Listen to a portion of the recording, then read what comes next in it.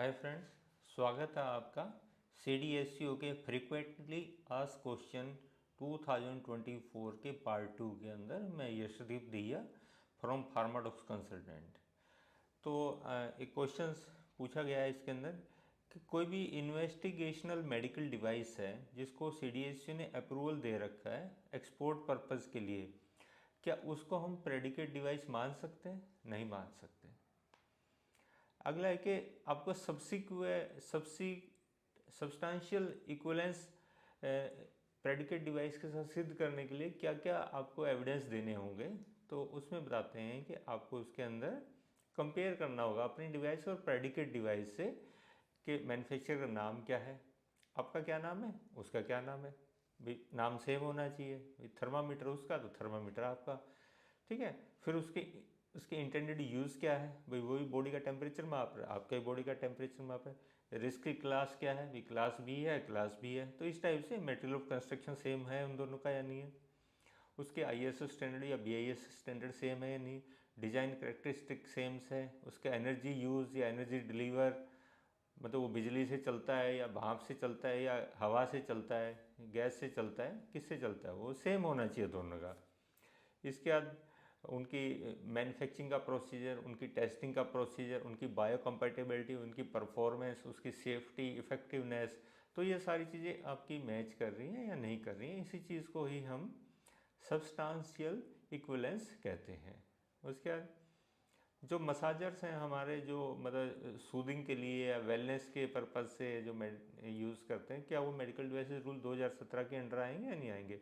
तो उसमें कहा कि जो मसाजर्स जो खाली सिर्फ सूदिंग और जनरल वेलनेस के लिए हैं तो और उसमें कोई थेरेपेटिक वैल्यू नहीं है तो वो इसके अंडर नहीं आएंगे, मतलब MDR 2017 के अंडर वो नहीं आएंगे।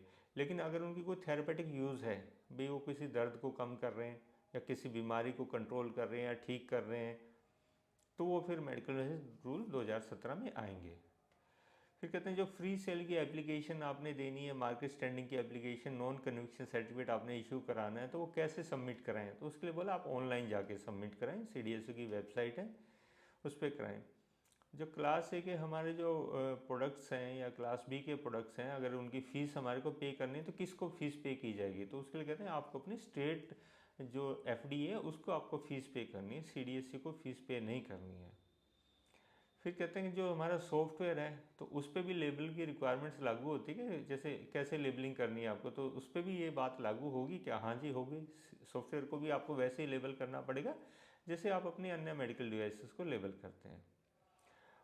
अगला क्वेश्चन है कि जो इंपोर्ट लाइसेंस है, मैन्युफैक्चरिंग लाइसेंस या रजिस्ट्रेशन सर्टिफिकेट जो MDR 2017 के अकॉर्डिंग इशू किया गया, उसकी वैलिडिटी क्या रहेगी। तो उसकी वैलिडिटी तो लाइफ टाइम है, मतलब परपेचुअल वैलिडिटी उसको बोलते हैं। बस आपको हर 5 साल या जितने भी 3 साल या जितनी भी उसकी वैलिडिटी आपको दी गई है, उसके बाद उसकी रिटेंशन फीस आप जमा करा दें। फिर कहते हैं इंडोर्समेंट लाइसेंस की वैलिडिटी क्या है। तो इंडोर्समेंट लाइसेंस की वैलिडिटी उतनी है जितनी आपके बेस लाइसेंस की वैलिडिटी है। फिर क्या सभी डिसइंफेक्टेंट को मेडिकल डिवाइस रूल 2017 के अंडर रेगुलेट किया जाएगा? नहीं। जो फिनाइल पोचा आप लगा रहे हो या क्लोरीन बेस कंपाउंड से, हाइड्रोजन पेरोक्साइड बेस कंपाउंड से जो भी आप पोचा वगैरह लगा रहे हैं वो नहीं है इसके अंडर। इसके अंडर वही डिसइंफेक्टेंट कवर माने जाएंगे जो इनकी मेडिकल डिवाइसेस रूल्स की क्लासिफिकेशन की बुक के अंदर दिए हुए हैं। अगर आप मेडिकल डिवाइस रेगुलेशन की क्लासिफिकेशन की पूरी बुक आप एक साथ डाउनलोड करना चाहते हैं तो pharmadocx.com पे आप जाइए, वहाँ डाउनलोड सेक्शन में ना ई-बुक का हमने 4th एडिशन निकाला हुआ है। उसके अंदर आज तक जितनी मेडिकल डिवाइस CDSCO ने जारी किया है ना क्लासिफिकेशन रिस्क क्लास, वो सारी उस पर दी हुई है। तो आप उसको डाउनलोड कर सकते हैं, पर उसको आप अपनी ऑफिशियल गैजेट से कंपेयर कर लें। रिस्पॉन्सिबिलिटी आपकी रहेगी उसकी करेक्टनेस की। उसके बाद क्या एक लाख क्वेश्चन है कि क्या जो हम R&D करते हैं उसके लिए भी हमें लाइसेंस लेना पड़ेगा? हाँ जी लेना पड़ेगा जी, आपको टेस्ट लाइसेंस लेना पड़ेगा R&D के लिए। फिर कहते हैं कि अगर हम do we need to get test license of prototype medical device that are manufactured imported for purpose of techno commercial feasibility, मतलब कि हमने कोई टेक्नो कमर्शियल देखना ही नहीं हमने, ये प्रोडक्ट हम बना के देख लेते हैं, चलो मंगा के देख लेते हैं, इसको देख लेते हैं भी ये इस चीज़ का हम फैक्ट्री लगाएं तो वो हमारी सफल हो गया नहीं होगी, इसके लिए हम प्रोडक्ट बाहर से मंगा के चेक कर लेते हैं। तो भाई उसके लिए भी आपको लाइसेंस लेना पड़ेगा, आप वैसे नहीं मंगा सकते। वो कहते हैं एसेसरी ऑफ मेडिकल डिवाइस क्या होती है? एसेसरी ऑफ मेडिकल डिवाइस को कहते हैं भाई जो भी आपकी मेडिकल डिवाइस है, जो हमारे जिसकी डेफिनेशन दी गई है मेडिकल डिवाइस की ना, वो डेफिनेशन दी गई है एज पर SO 648E जो 11 फरवरी 2020 को जारी किया गया था। उसमें एक मेडिकल डिवाइस की डेफिनेशन दी गई है। अगर आपकी एसेसरी उसके अंदर कवर होती है तो वो भी आपकी मेडिकल डिवाइस मानी जाएगी। फिर कहते हैं कंपोनेंट क्या होता है किसी भी एक मेडिकल डिवाइस का? कंपोनेंट होता है उसके रॉ मटेरियल, उसके पीस, उसके पार्ट, उसके सॉफ्टवेयर, उसका लेबल, उसकी असेंबली, इन सब को हम कंपोनेंट कहते हैं। फिर अगला क्वेश्चन है कि किसी भी मेडिकल डिवाइस के स्पेयर पार्ट से क्या मतलब है? स्पेयर पार्ट का मतलब है कोई मेडिकल डिवाइस आप यूज़ कर रहे हैं, उसका कोई एक पार्ट खराब हो जाए और उसको आपने बदल दिया तो उसको हम कहेंगे उसका स्पेयर पार्ट है। लेकिन अगर वो स्पेयर पार्ट बदलने से और डिवाइस का फंक्शन ही चेंज हो जाए, उसके रिस्क, परफॉर्मेंस, सेफ्टी कैरेक्टरिस्टिक ही चेंज हो जाए, तो फिर तो वो स्पेयर पार्ट नहीं कहलाएगा, फिर तो वो मेडिकल डिवाइस कहलाएगा वो। उसके बाद है कि क्या क्या डॉक्यूमेंट्स हमारे को सबमिट करने पड़ते हैं लाइसेंस लेने के लिए किसी भी एक्सेसरी को। तो एक्सेसरी को आपको सेम वही रूल है जो आपका मेडिकल डिवाइस का रूल है, वही एक्सेसरीज का रूल है। अगला क्वेश्चन वो पूछ रहे हैं कि एक्सेसरीज को हमारे को किस एक्सेसरी को हमारे को अपने जब हम लाइसेंस अप्लाई करते हैं तो उसको मेंशन करना होगा। तो वो कह रहे हैं कि जो भी एक्सेसरी आपने अपने डिवाइस मास्टर फाइल में लिख दी है ना कि ये एक्सेसरीज हमारे प्रोडक्ट के साथ है, तो अपने जब आप लाइसेंस अप्लाई करेंगे तो एक्सेसरी के नाम लाइसेंस के साथ जाने चाहिए आपके, मतलब आपको अप्लाई करने हैं। अब अगला क्वेश्चन पूछते हैं कि भी मेडिकल डिवाइसेस रूल 2017 से कुछ एग्जम्पशन भी है क्या? हाँ जी बिल्कुल है। शेड्यूल 8 आपको बहुत सारी एग्जम्पशंस दे रहा है जो मैं आपको बारी बारी से बता देता हूँ। एक तो है कस्टम मेड डिवाइसेस की एग्जम्पशन, जो डॉक्टर एक स्पेशल बनवाता है किसी स्पेशल पेशेंट के लिए, तो उसके लिए मैन्युफैक्चरिंग लाइसेंस नहीं चाहिए, तो कस्टम मेड डिवाइस की एक तो ये एग्जम्पशन है 8 शेड्यूल के अंदर। दूसरा आपकी जो मेडिकल ड्रेसिंग्स हैं, आपकी बैंडेड वगैरह है ना, तो वो फर्स्ट एड के लिए, उनको सेल का लाइसेंस नहीं चाहिए, डायरेक्ट बेच लो आप। उसके बाद जो डॉक्टर अपने पेशेंट्स को जो भी अपनी दवाई मतलब जो मेडिकल डिवाइस भेजता है तो उसको भी कोई आपको सेल का लाइसेंस नहीं चाहिए, दे सकता है direct without any license, provided कि वो काउंटर बना के बेचे ना उनको आउटर पेशेंट्स को। उसके बाद जो एक सरकारी हॉस्पिटल है अपने पेशेंट को दवाई दे रहा है तो उसको भी कोई भी MD 42 या सेल का लाइसेंस नहीं चाहिए। इसके अलावा जो मेडिकल कॉन्ट्रासेप्टिव है, कॉपर्टी है और कॉन्डम वगैरह हैं, तो उनको सेल करने के लिए कोई लाइसेंस नहीं चाहिए। इसके बाद छोटी छोटी क्वांटिटी जो मेडिकल डिवाइस की कोई हॉस्पिटल मंगवाता है चैरिटेबल पर्पज़ से अपने पेशेंट्स को देने के लिए, तो उसको फिर अपने को इंपोर्ट लाइसेंस लेने की ज़रूरत नहीं है। और इसके अलावा बहुत से ऐसे हमारे मेडिकल डिवाइसेस हैं जो क्लास A में आते हैं, जो स्टाइल भी नहीं है और मेजरिंग भी नहीं करते वो कुछ भी, तो वो भी मैन्युफैक्चरिंग लाइसेंस से एग्जम्प्ट है, खाली उनका रजिस्ट्रेशन करा दो। और इसी तरह इंपोर्ट में भी क्लास है कि जो भी आप इंपोर्ट कर रहे हैं तो वो भी एग्जम्प्टेड है, और जो आप सेल करेंगे वो भी एग्जम्प्टेड है। तो क्लास है कि non style, non measuring products ये एग्जम्प्टेड है। तो शेड्यूल 8 में काफ़ी सारी एग्जम्पशंस दी हुई हैं जिसको कि आप यूज़ कर सकते हैं, इसका फ़ायदा उठा सकते हैं।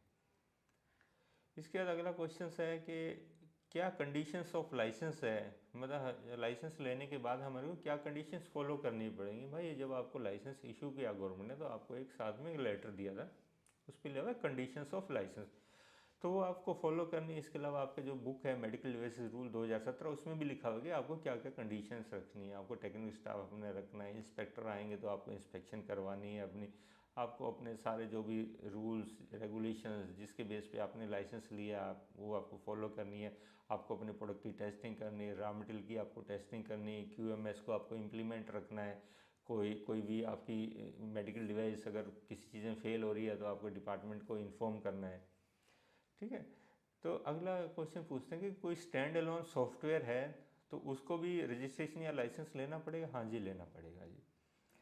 फिर कोई सॉफ्टवेयर है जो कि मॉनिटरिंग ऑफ फिटनेस, मतलब फिटनेस को चेक करने के लिए, वेलबींग को चेक करने के लिए अगर कोई सॉफ्टवेयर है तो क्या उसका लाइसेंस लेना पड़ेगा? तो कहते हैं हाँ जी लेना पड़ेगा आपको। अगला पूछते हैं कि क्या क्लास ए की जो डिवाइसेस हैं, अगर whether class A devices require licence to import और मैन्युफैक्चरिंग, तो क्लास ए की जो नॉन स्टाइल नॉन मेजरिंग है वो बता ही दिया है कि भी उसके लिए तो किसी लाइसेंस की ज़रूरत नहीं है, लेकिन अगर वो मेजर कर रही है तो लाइसेंस लेना पड़ेगा।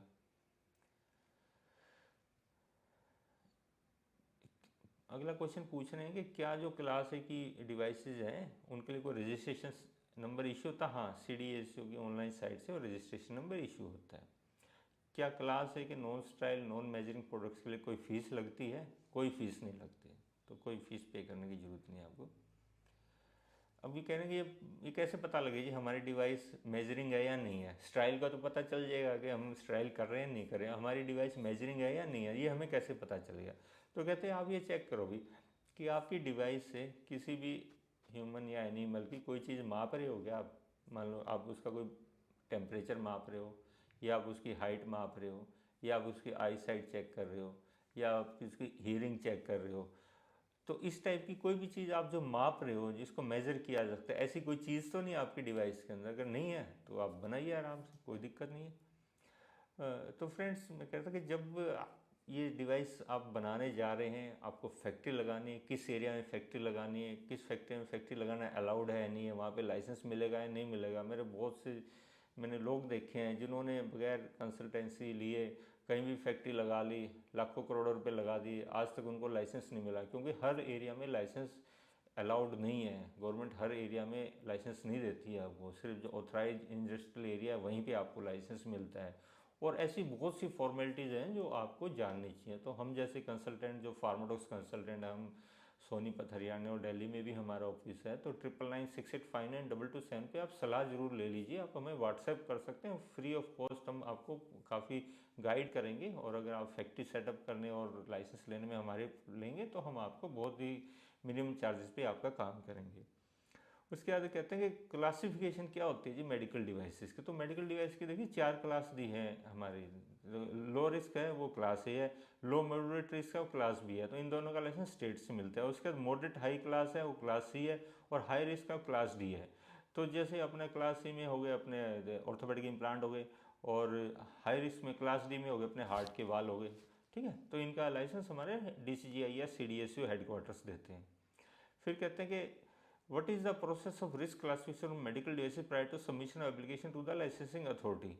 तो कहते हैं कि आपको रिस्क की क्या क्या क्लास होती है? तो देखो रिस्क की क्लास है वो गवर्नमेंट हमारे को इशू करती है, मतलब CDSC जो डिपार्टमेंट है वो एक क्लासिफिकेशन की लिस्ट जारी करता है, और वो डायनेमिक रहती है, मतलब वो कभी भी ऐड कर देता है, कभी भी निकाल देता है, कोई क्लास को चेंज भी कर सकता है। CDSC की वेबसाइट पे वो पूरी लिस्ट अपलोडेड है।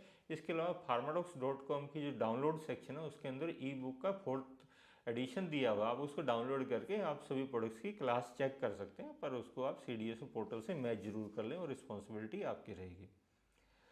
इसके बाद कहते हैं कि आपको कौन सी डिवाइस क्लास ए में पड़ेगी, कौन सी बी में, कौन सी सी में, कौन सी डी में, तो वो आप हमारी ई-बुक को आप रेफ़र कर सकते हैं। फिर अगला है कि क्या लिस्ट ऑफ प्रोडक्ट हम खुद भी कर सकते हैं, अपने आप भी क्लासीफाई कर सकते हैं अपने प्रोडक्ट को? नहीं, जो CDSCO ने कह दिया आपके प्रोडक्ट उसी क्लास में आएंगे। अगर अगला क्वेश्चन कह रहे हैं भी हमारे प्रोडक्ट को तो नाम ही नहीं लिख रखा है, जो भी आपकी ई-बुक का या जो CDSCO की जो क्लासिफिकेशन लिस्ट है रिस्क वाली ABCD वाली, उसमें हमारे प्रोडक्ट का नाम ही नहीं है, तो हम क्या करें जी?